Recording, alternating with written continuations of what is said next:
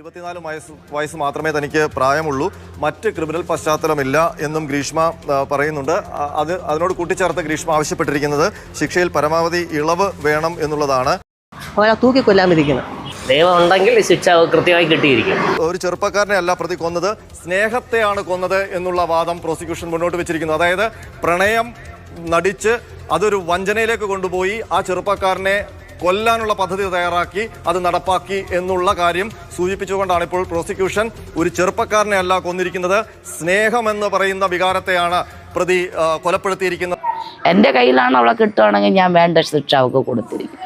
എന്താ പറയുക, എവിടെന്നാ തുടങ്ങുക, ഒരു പിടിയും കിട്ടുന്നില്ല കേട്ടോ. വിഷയം മറ്റൊന്നുമല്ല, ഗ്രീഷ്മ കവി പാടിയതുപോലെ കത്തിയെരിയും ഈ ഗ്രീഷ്മത്തിനക്കരെ പൂക്കാലമുണ്ടായിരിക്കാം.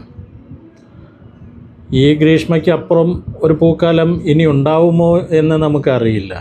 പക്ഷേ എനിക്ക് തോന്നുന്ന ഒരു കാര്യം ഇവിടെ കോടതിയിൽ പറഞ്ഞിരിക്കുന്നു, പ്രായം പരിഗണിച്ച് ശിക്ഷയിൽ പരമാവധി ഇളവ് നൽകണം.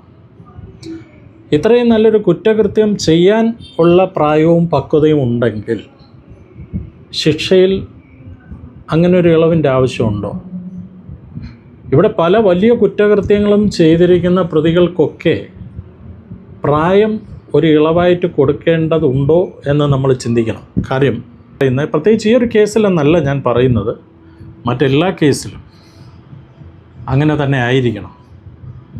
പക്ഷേ എങ്കിൽ കൂടിയും ഞാൻ പറയുന്ന ഒരു കാര്യം എന്തെന്ന് വെച്ചാൽ, കേട്ടത് സത്യമാണെങ്കിൽ അത് എത്ര കണ്ട് അതിൽ സത്യമുണ്ട് എന്ന് നമുക്കറിയില്ല. അതിന് യാതൊരു സത്യത്തിൻ്റെ അത് ഒരു അടിസ്ഥാനമില്ലാത്ത ഒരു ഇൻഫർമേഷനാണ് എനിക്ക് കിട്ടിയിരിക്കുന്നത്. എങ്കിലും കേട്ടത് വെച്ച് പറയുകയാണെങ്കിൽ ഇതിനകത്ത് ഈ പെൺകുട്ടിക്ക് ഒരു കൊല ചെയ്യാനുള്ള ഒരു ലക്ഷ്യം ആദ്യം തൊട്ടേ ഇല്ലായിരുന്നു. ഈ കുട്ടി എന്തിന് ഇത് ചെയ്തു എന്നതിലേക്കാണ് ഞാൻ പറഞ്ഞു വരുന്നത്.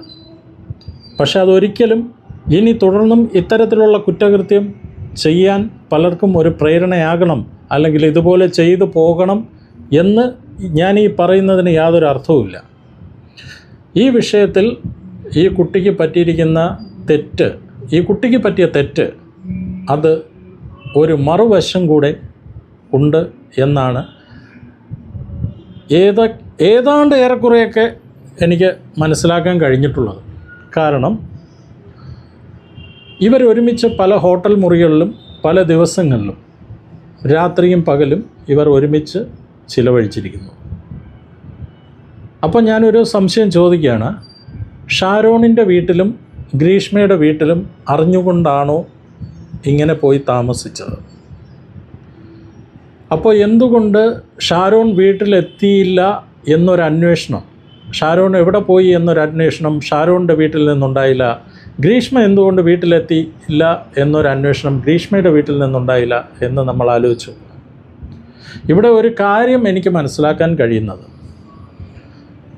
കേട്ടിടത്തോളം ഇവർ ഒരുമിച്ച് കഴിഞ്ഞിരുന്ന സമയങ്ങളിൽ ഇവർ മൊബൈലിൽ ചിത്രീകരിച്ചിരിക്കുന്ന ചില സ്വകാര്യ വീഡിയോകൾ, അത് ഒരുപക്ഷെ പുറത്താകും എന്ന ഭയം, ആ പുറത്താകുമെന്ന ഭയം മാത്രമല്ല, ഒരുപക്ഷെ ഈ കുട്ടിയെ പുറത്താക്കും, അങ്ങനെ ഒരു വീഡിയോ തെളിവുകൾ ചിലപ്പോൾ അത് സ്വകാര്യതകൾ പുറത്താക്കപ്പെടും എന്നുള്ള ഒരു ഭീഷണി ഏതെങ്കിലും ഘട്ടത്തിൽ ഷാരോണിൻ്റെ ഭാഗത്ത് നിന്ന് ഉണ്ടായിട്ടുണ്ടോ എന്നും നമുക്കറിയില്ല. അതിനുള്ള സാധ്യതയും തള്ളിക്കളയാനാകില്ല. പക്ഷേ എല്ലാവരും ഈ ഒരു കുറ്റകൃത്യം നടന്ന ദിവസം മുതൽ തന്നെ ഈ ഒരു കുട്ടിയെ ഈ ഒരൊറ്റ കാര്യത്തിൽ മാത്രം, അതായത് വിഷം കൊടുത്തു കൊന്നു, കീടനാശിനി കഷായത്തിൽ കലർത്തി കൊന്നു എന്നൊരു കാര്യത്തെക്കുറിച്ച് മാത്രം പറഞ്ഞുകൊണ്ട് ഏകപക്ഷീയമായി, മറുപക്ഷം കേൾക്കാതെ ഏകപക്ഷീയമായി ആക്രമിച്ചു കൊണ്ടിരിക്കുകയാണ്. ആ കുട്ടി ചെയ്ത തെറ്റിനെ ഞാൻ ഒരിക്കലും ന്യായീകരിക്കുന്നില്ല. സത്യം പറഞ്ഞാൽ ആ കുട്ടിക്ക് വധശിക്ഷ കൊടുത്താലും എനിക്ക് യാതൊരു വിരോധവുമില്ല. കാരണം അത്രയും വലിയ ഒരു ക്രിമിനൽ മൈൻഡിന് മാത്രമേ ഇങ്ങനെ ഒരു തെറ്റ് ചെയ്യാൻ സാധിക്കൂ.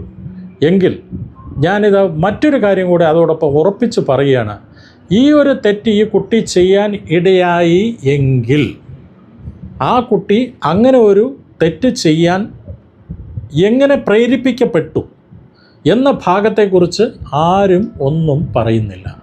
ആ ഭാഗത്ത് മാത്രം സൈലൻറ്റ്, നിശബ്ദത. ഈ നിശബ്ദത ഒരിക്കലും ശരിയായ ഒരു കാര്യമല്ല.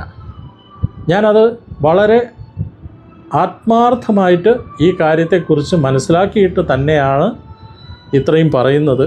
പക്ഷേ അർഹതപ്പെട്ട ശിക്ഷ ആ കുട്ടിക്ക് ചെയ്ത തെറ്റിന് ലഭിക്കുക തന്നെ വേണം. നമ്മുടെ നീതിന്യായ വ്യവസ്ഥയിൽ പരമാവധി ശിക്ഷ ആ കുട്ടിക്ക് കിട്ടണം എന്ന് തന്നെ ഞാൻ ആഗ്രഹിക്കുന്നു.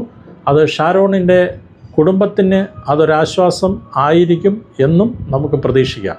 പക്ഷേ എത്രയൊക്കെ തെറ്റ് ചെയ്താലും നമുക്കാരുടെയും ജീവൻ എടുക്കാൻ അവകാശമില്ല.